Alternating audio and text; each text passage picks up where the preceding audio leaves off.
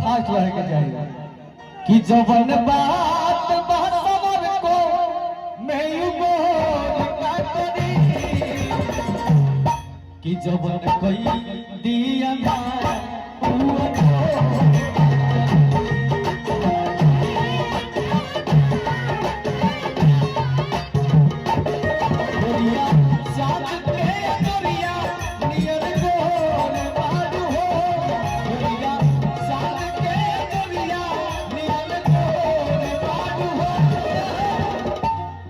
कि तोहर जोड़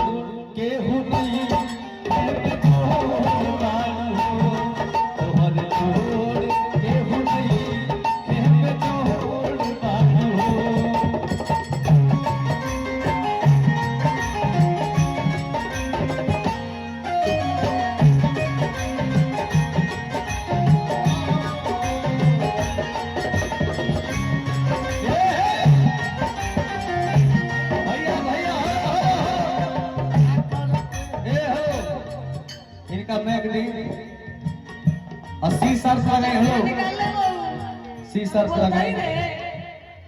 कोई बोलते ही रहे कितना बढ़िया प्रोग्राम में जमल हो सी सर्च लगाए।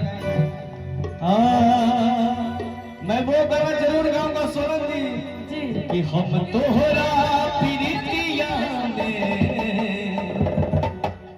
कि हम तोहरा प्रीतिया में दिल के दुनिया लुटा ले बानी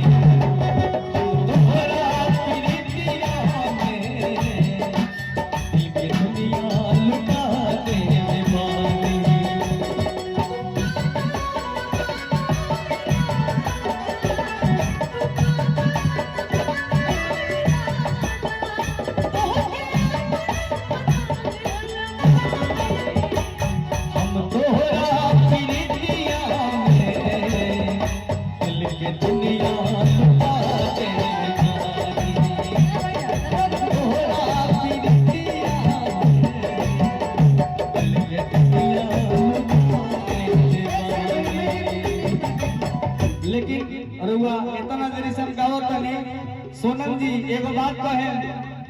तुम तो धोखेबाज हो वादा करके भूल जाते हो तुम तो धोखेबाज हो वादा करके भूल जाते हो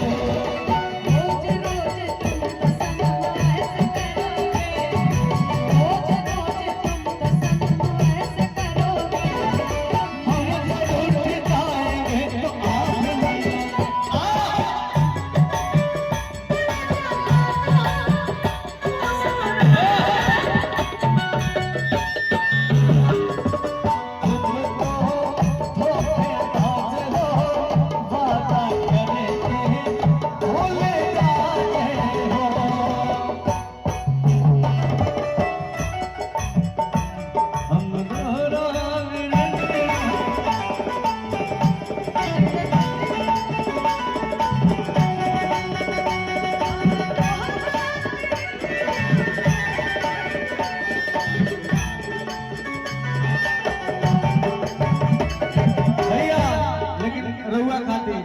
जी अपना जिंदगी